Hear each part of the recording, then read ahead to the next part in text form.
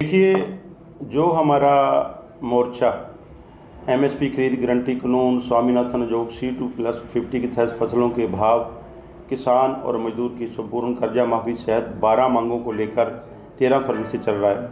आज 298 दिन में मोर्चा पहुंच चुका है। शंभू मोर्चा, खनौरी और रतनपुरा 3 बॉर्डरों पर मोर्चा लगा हुआ है। तो हमने कुछ दिन पहले, लगभग 1.5 महीना पहले हमने ऐलान किया था कि 26 नवंबर को हमारे सीनियर किसान नेता सरदार जगजीत सिंह डल्लेवाल खनौरी बॉर्डर पर आमरण अनशन पर बैठेंगे। उनका आमरण अनशन तब तक जारी रहेगा जब तक मानी हुई मांगें सरकार लागू नहीं करती। जहाँ तो उनके प्राण जाएंगे, जहाँ मांगें लागू होंगी।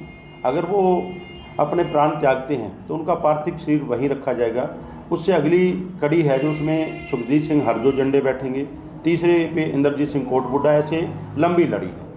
तो उस के बीच में हमने एक दूसरा ऐलान किया था, अगर 10 दिन तक भी सरकार नहीं जागती है, अगर फिर भी मांगें लागू नहीं करती है, तो 6 दिसंबर को एक जत्थों के रूप में शंभू मोर्च से दिल्ली की ओर जाया जाएगा, कूच किया जाएगा। तो उसको देखते हुए कल 6 दिसंबर है, तो कल के दिन शंभू मोर्चे से जत्थे जाने हैं। तो हम कई दिनों से बयान सुन रहे थे हरियाणा के बीजेपी के मंत्रियों के भी, किसान अगर पैदल जाना चाहते हैं तो ठीक है, जाए, तो हमें कोई आपत्ति नहीं है। लेकिन अब कुछ देखने को और मिल रहा है। जो नेशनल हाईवे नंबर 9 है, सिरसा से दिल्ली वाला है, जहाँ दूसरे रास्ते हैं, उनके ऊपर भी बैरिकेटिंग की जा रही है, उनके ऊपर भी तैयारियाँ किसानों को रोकने की जा रही है। तो हम आपके चैनल के माध्यम से क्लियर करना चाहते हैं इस बात को।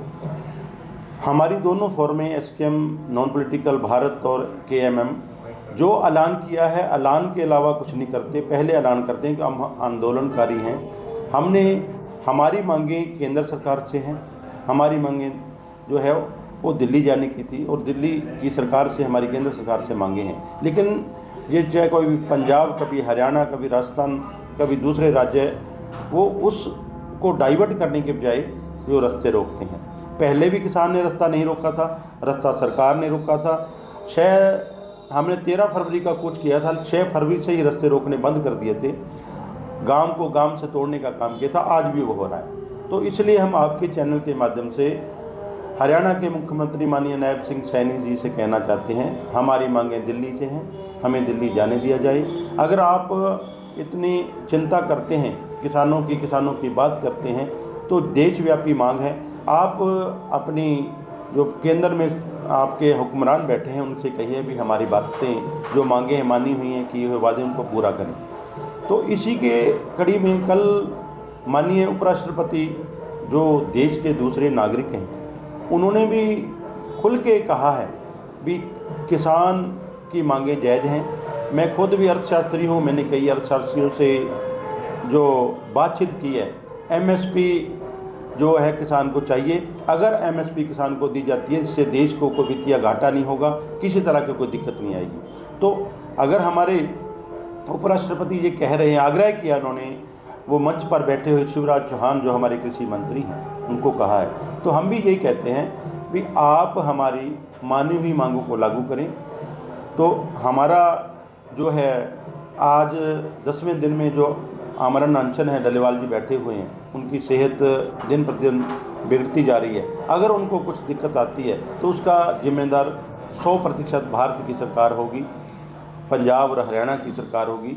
उनको कोई दिक्कत आती है तो सरकार होगी। तो हमारा आपके चैनल माध्यम से यही अपील है, एक हमारे किसान साथियों से अपील है, ज़्यादा से ज़्यादा संख्या में खनौरी बॉर्डर पहुँचें। वहाँ आपके लिए, आपके बच्चों के भविष्य के लिए, आपकी ज़मीनों को बचाने के लिए, आपकी जो मांगों को लेकर आपके अपने किसान नेता जो अपने प्राणों की आहुति देने के लिए बैठे हैं, तो उनको मजबूती देने के लिए ज़्यादा से ज़्यादा संख्या में खनौरी बॉर्डर पहुँचे।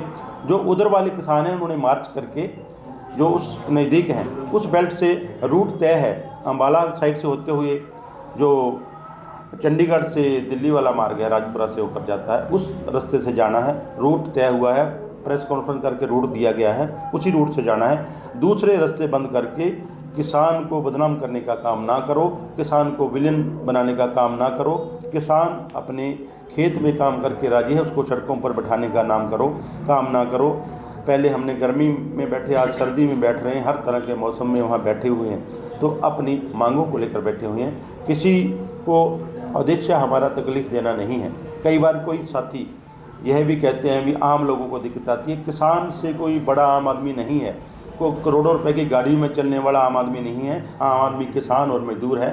उसकी बात को मानते हुए माननीय प्रधानमंत्री जी, आप जैसे पहले कहा था, आज भी हमारे को कोई मीटिंग की ज़रूरत नहीं है, मिलने की ज़रूरत नहीं है, आप हमारी मांगों का मानते हुए ऐलान करें में आपने लागू कर दिए, हमारे को यही चाहिए और कुछ नहीं।